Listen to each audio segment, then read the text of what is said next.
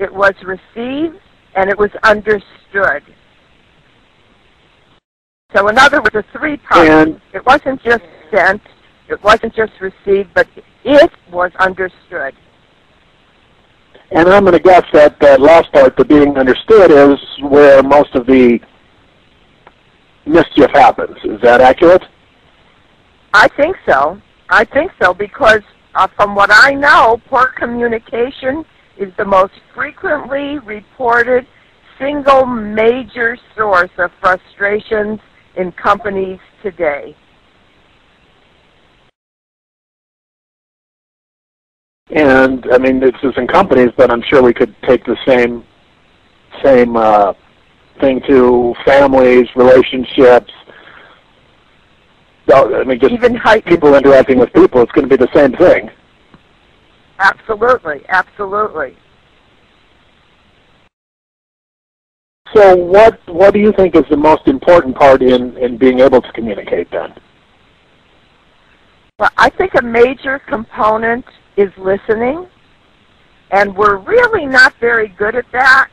Most people, I'm talking about now professionally and personally, most people, I believe, listen for the pause in the conversation so that they can jump in and take people where they think they want to go.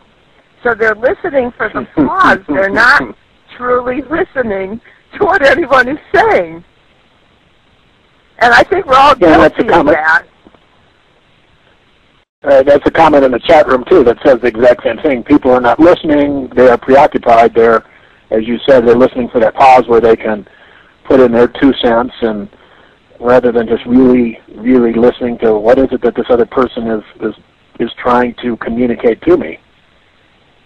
And it isn't that they don't care. It's out of earnestness to serve people that they want to jump in and either fix it or they're thinking maybe about how can I fix this? How can I remedy this? What if I don't know the answer? Will I be able to respond appropriately? What if I don't know the answer? What if, you know, you fill in the blank. Anywhere but listening to what's being said. So how does a person go about becoming better at listening and actually hearing what it is that's being said? Well, great question. I think that it is a process, not an event. And I think it's about raising people's awareness. The more awareness you have, the more control you have. The more control you have, the more choices you have.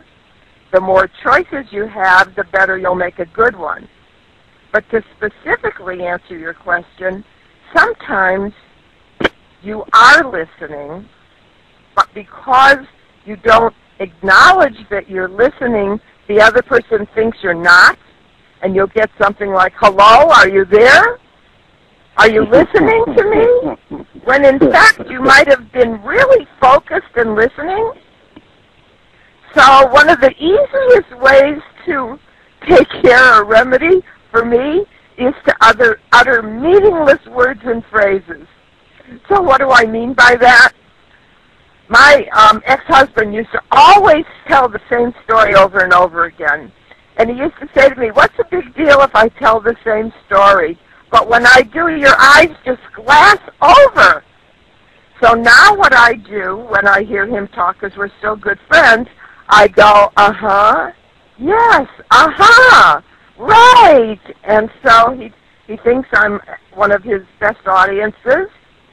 And I call that utter meaningless words and phrases. And it works. It works all over the place. And I'm not being frivolous here. I think it's a really good way to respond because you're taking people on a journey or they're taking you on their journey. So if I were going to say something and it was a very long paragraph, I might stop and say, are you with me? Do you understand what I'm saying? Am I being clear?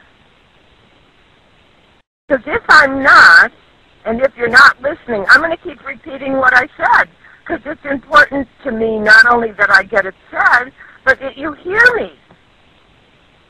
follow what I'm Right, saying? because as you said, there's a three-part formula. It's what's said, what's heard, and then what's understood. And without all three of those happening, the communication event does not occur.